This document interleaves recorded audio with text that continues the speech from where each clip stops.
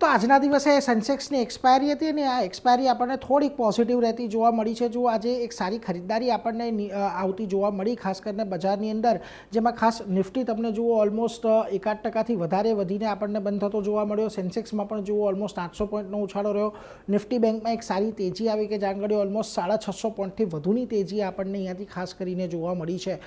તમે બીજી તરફ જોશો મિડ કેપની અંદર આજના દિવસે તમને સારી તેજી જોવા મળી, ઓલમોસ્ટ અહીંયા પણ જુઓ 1-8% ઉપરનો વધારો આવ્યો છે, પરંતુ સ્મોલ કેપ આજના દિવસે થોડુંક નરમ આપણને રહેતું જોવા મળ્યું છે। એટલે બ્રોડર માર્કેટની અંદર થોડુંક આજે દબાણ આપણને દેખાયું હતું, પરંતુ ઓવરઓલ તમે જોશો આજના દિવસે સેક્ટર પર તો તમને આજે ફાર્મા અને હેલ્થકેર બંનેની અંદર ખૂબ સારી તેજી આવતી જોવા મળી।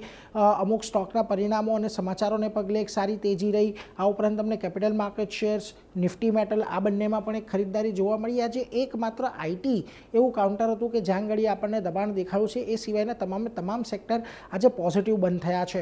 નિફ્ટીના ફ્રન્ટ પરથી વાત કરીએ તો સિપ્લાનું કાઉન્ટર સૌથી મહત્વનું, લગભગ 8% તેજી આવી। અડાણી એન્ટરપ્રાઇઝ એક બ્લોક ડીલ થઈ અને બ્લોક ડીલ બાદ અહીંયા આપણને ફરી પાછી તેજી આવતી જોવા મળી છે। ભારતી એરટેલ પરિણામોને બાદ 5.25% વધ્યો અને ખાસ કરીને ઇટરનલમાં પણ આજે તમને સારી તેજી જોવા મળી।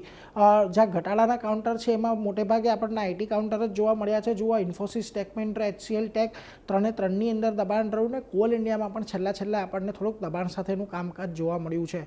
મિડ કેપની વાત કરી લઈએ તો આજે ત્યાં પણ તમને જુઓ Tata communication, KE industries, MCX, BSC આ બધી જગ્યા પર તમને એક સારી ખરીદદારી સાથેનું ખાસ કામકાજ જોવા મળ્યું, પરંતુ જ્યાં દબાણ રહ્યું ત્યાં આગળ tube investment, persistent system, LIC housing finance અને HPCLનો સમાવેશ થાય છે, એટલે એ બધા પર નજર રાખવાની। હવે ખાસ કરીને જુઓ આપણે આજના દિવસે પણ જે તેજી આવી તેમાં રિજેક્શન 23,800 પાસેથી આવ્યું છે, એટલે હવે આવતીકાલ માટે જરૂરી છે નિફ્ટી માટે કે 23,800ની ઉપર જાય તો પછી આપણને 24,000 સુધીના લેવલ જોવા મળી શકે છે, અને જો નથી જતું તો પછી 23,800, 23,400 આ રેન્જની અંદર જ બજાર આપણને રહેતું જોવા મળી શકે છે।